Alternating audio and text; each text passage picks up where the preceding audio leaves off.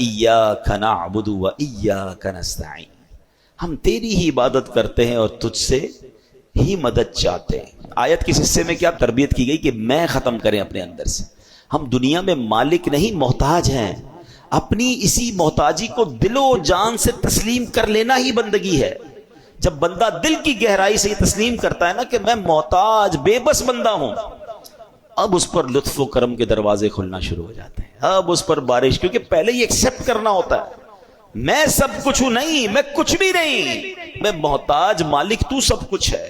ایاک نعبد و ایاک نستعین میں بندگی کا پیغام ہے، تیری ہی عبادت کرتے ہیں مولا، تجھی سے مدد چاہتے ہیں۔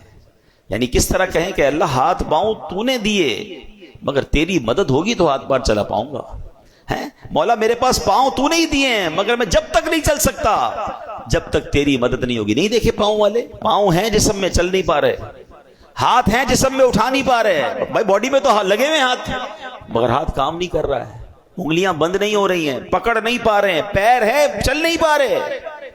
پتہ چلا پیر کمال نہیں ہے، اللہ کی طرف سے توفیق ہوگی، مدد ہوگی تو پیر چلے گا۔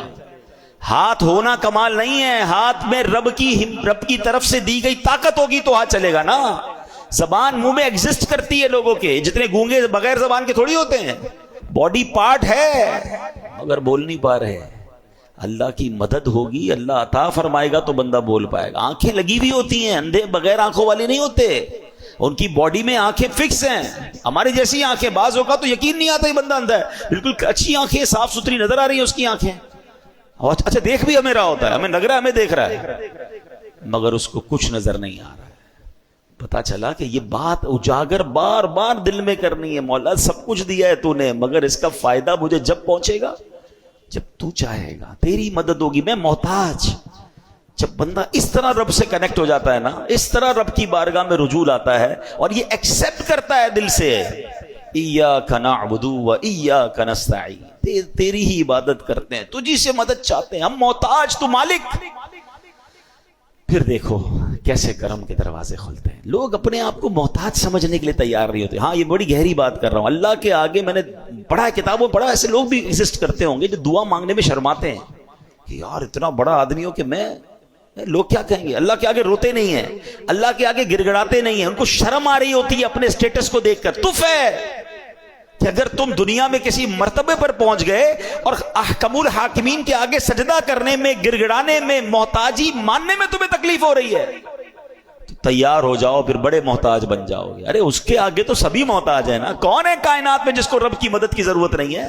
اگر آج مرتبہ، عزت، شہرت، دولت، کوئی مقام، کوئی سٹیٹس ہے بھی میرے پاس تو دیا کس نے ہے؟ ہم تو یہاں یہ سمجھاتے ہیں کہ اپنے ماں باپ کے آگے کبھی مت کہا کرو میں بڑا آدمی ہو گیا ہوں، یہ بھی غلطی کرتے ہیں لوگ۔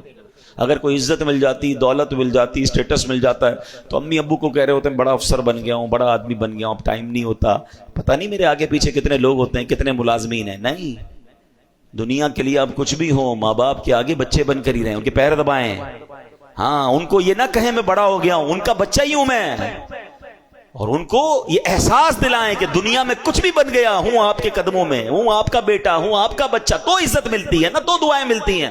ماں باپ پہ بھی افسر ہی جھاڑیں گے، ماں باپ تو پھر بھی ماں باپ ہے، وہ تو رب ہے نا، خالق کائنات کے آگے تو میں محتاج، میں کچھ بھی نہیں۔ ایکسپٹ کیا کرو، اللہ کے آگے گر گڑا کر کہا کرو کہ اللہ جو کچھ ہوں تیری عطا سے ہوں، اور بندہ تیرا ہوں، محتاج تیرا ہوں۔ جس دن یہ کیفیت دل میں پیدا ہوئی نا کہ اللہ کے آگے بندہ سرنڈر کرتا نظر آئے، عاجزی کرتا نظر آئے، محتاجی کا اظہار کرتا نظر آئے، پھر دیکھو اس کی بارگاہ سے کرم کے کیسے دروازے کھلتے ہیں۔ یہ یاد رکھنا۔